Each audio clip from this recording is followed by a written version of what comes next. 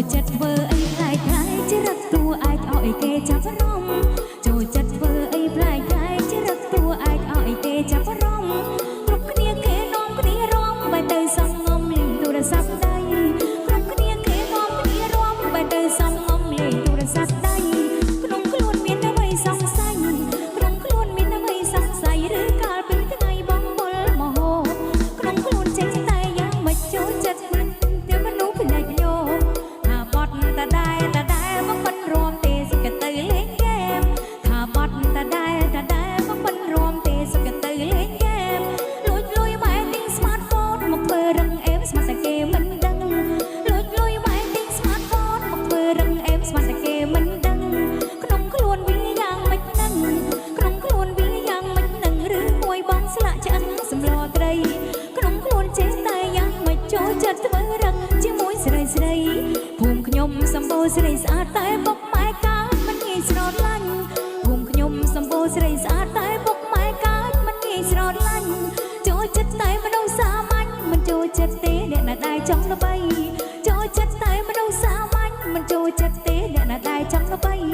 ក្នុងខ្លួនចេះតែកើតថៃនេះក្នុងខ្លួនចេះតែកើតថៃអត់តែឃើញស្រីក៏ធ្វើអីប្លែកក្នុងខ្លួនចេះតែយ៉ាងមិនគេសួរតែក៏ចាំបាច់ស្រា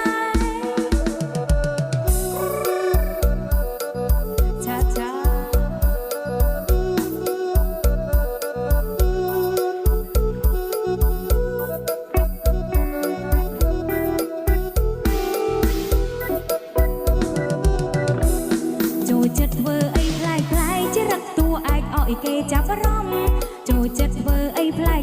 ជារឹកតួអាចឲ្យគេចាប់អារម្មណ៍គ្រប់គ្នាគេនាំគ្នារំបែរទៅសំងំលេងទូរស័ព្ទដៃគ្រប់គ្នាគេនាំគ្នារំបែរទៅសំងំលេងទូរស័ព្ទដៃ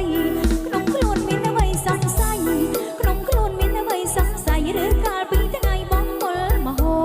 ក្នុងខ្លួនចេះតែយ៉ាងមិនធ្វើភ្នែកព្រិចដូចមនុស្សភ្នែកញោមថាបត់តដែលបងមិនរំទេសកទៅលេងហ្គេមថាបត់តដែលបងមិនរំទេសកទៅលេងហ្គេមលួចម៉ែទិញ smartphone មកធ្វើរឹងអេមស្មាត់តែគេមិនដឹងលួចម៉ែទិញ smartphone មកធ្វើរឹងអេមស្មាត់តែគេមិនដឹងក្នុងខ្លួនវាយ៉ាងមិនដឹងក្នុងខ្លួនវាយ៉ាងមិនដឹងឬមួយបងស្លាកឆ្អឹងសម្លត្រី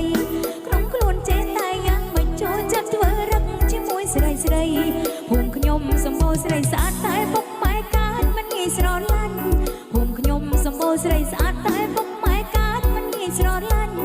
ចូលចិត្តតែមនុស្សសាមញ្ញមិនចូលចិត្តទេអ្នកណាដែលចង់ល្បី